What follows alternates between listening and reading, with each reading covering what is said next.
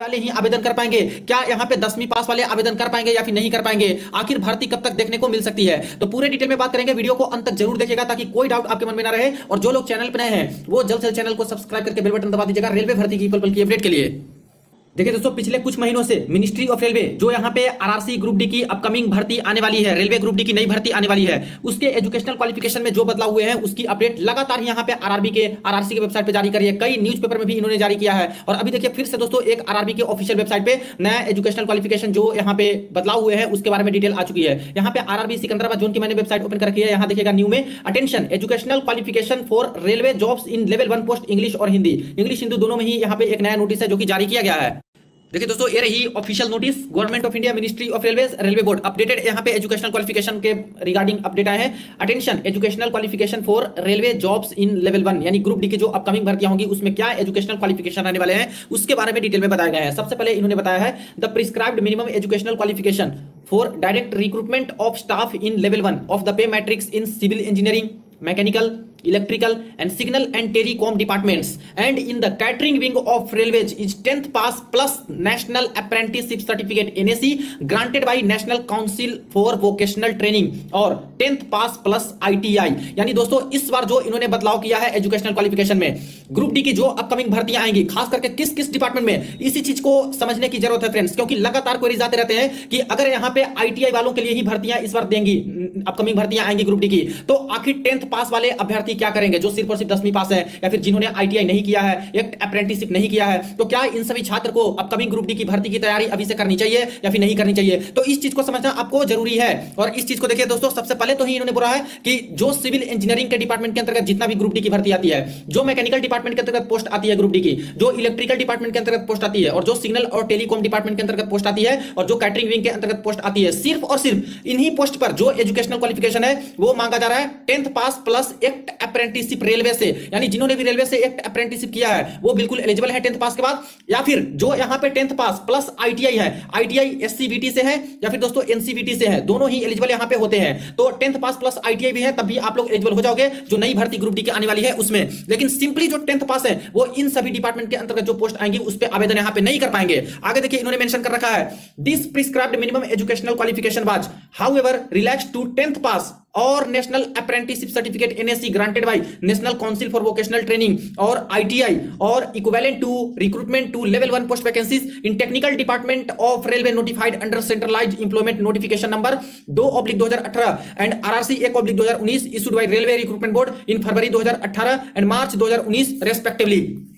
यहां पे यही बताया गया है कि जो 2018 में हम लोगों ने भर्तियां कराई थी ग्रुप डी की और जो 2019 में भर्तियां हम लोगों ने कराई थी, यहां पे हम लोगों ने एक स्पेशल छूट दिया था कि जिनके पास आईटीआई नहीं है, आईटीआई नहीं है या फिर जिनके पास एक अप्रेंटिसशिप नहीं है और जो सिंपली 10वीं पास है वो भी बिल्कुल भी एलिजिबल थे इन सभी टेक्निकल डिपार्टमेंट वाले पोस्ट पे। तो इन्होंने 2 बार छूट दिया था। और दोस्तों छूट नहीं दिया था, आपको भली भांति पता होगा कि यहां पे छूट लेनी पड़ी थी, जबरदस्ती छात्र ने यहां पे प्रोटेस्ट करके छूट ली थी। 2018 में जब यहां पे भर्तियां निकाली थी नोटिफिकेशन, साफ साफ वहां पे सिर्फ और सिर्फ आईटीआई वालों के लिए भर्तियां दी गई थी, एक अप्रेंटिसशिप वालों के लिए भर्तियां दी गई थी, 10वीं पास वालों के लिए कुछ नहीं था। लेकिन इतना कड़ा प्रोटेस्ट हुआ, फिजिकल प्रोटेस्ट हुआ, तब जाके इन्होंने बात मानी और एजुकेशनल क्वालिफिकेशन में बदलाव करके 10वीं पास इन्होंने कर दिया। तब जाकर सारे के सारे छात्र हैं जो कि आवेदन किए थे। तो ये कहना गलत है कि हम लोगों ने छूट दिया था, यहां पे छात्र ने छूट लिया था, जबरदस्ती छूट लिया था रेलवे मंत्रालय से। यही तरह से हुआ था दोस्तों 2019 वाली भर्ती में, इलेक्शन का समय था और इस समय 1 लाख के आसपास पोस्ट निकली थी। यहां भी जो ऑनलाइन प्रोटेस्ट हुए थे, ट्विटर प्रोटेस्ट, उसके माध्यम से भी यहां पे एजुकेशनल क्वालिफिकेशन में बदलाव करना पड़ा था और जो यहां पे 10वीं पास वाले भी थे वो एलिजिबल हो गए थे। और वैकेंसी आने से पहले ही, इस बार ज्यादा कुछ नहीं करना पड़ा था, वैकेंसी आने से पहले ही 10वीं पास को एलिजिबल कर दिए थे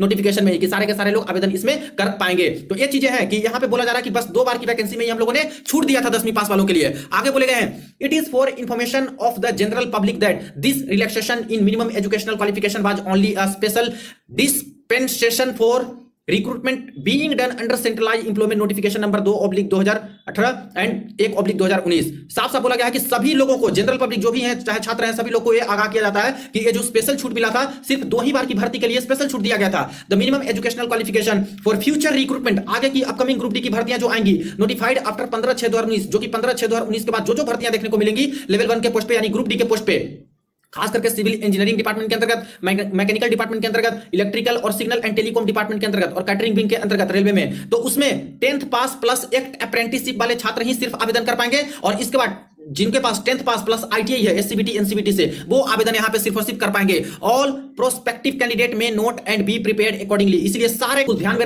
रखें और इसी के अकॉर्डिंग अपनी प्रिपरेशन को जारी रखें। जो कि नई भर्ती आएंगी तो उसमें आवेदन आप लोग कर पाइएगा। तो देखिए फ्रेंड्स, एक तरह से बहुत बड़ा यहां पे फैसला है और लगातार ही आरआरसी के आरआरबी के वेबसाइट पे अपडेट इस तरह से दिए जा रहे हैं, क्योंकि आपको पता है इलेक्शन आने वाले हैं। ऊपर से दोस्तों यहाँ पे 3 लाख से भी ज्यादा यहाँ पे पोस्ट है जो कि वैकेंट है, और जितनी पोस्ट वैकेंट है उसमें सबसे ज्यादा ग्रुप डी की ही भर्ती आती है और एएलपी टेक्नीशियन की भर्तियां आती है। और ग्रुप डी की बात करें तो मिनिमम दोस्तों 65,000 तो मान के चलिए, 65,000 तो भर्तियां आपको ग्रुप डी की देखने को मिलेगी। इसके ऊपर जितना भी ज्यादा हो सके, हो सकता है 80,000 हो सकता है 1 लाख के करीब फिर से भर्तियां दे, लेकिन ये 65,000 के आसपास मान के चलिए कि आपकी भर्तियां इतना मिनिमम तो आने ही वाली है जो नई भर्तियां आएंगी। तो देखिए इसी तरह से लगातार न्यूज़पेपर में, आरआरसी के वेबसाइट पे, आरआरबी के वेबसाइट पे लगातार नया नया नोटिस डाल के ये लोग यहाँ पे आगाह कर रहे हैं, छात्रों को बता रहे हैं।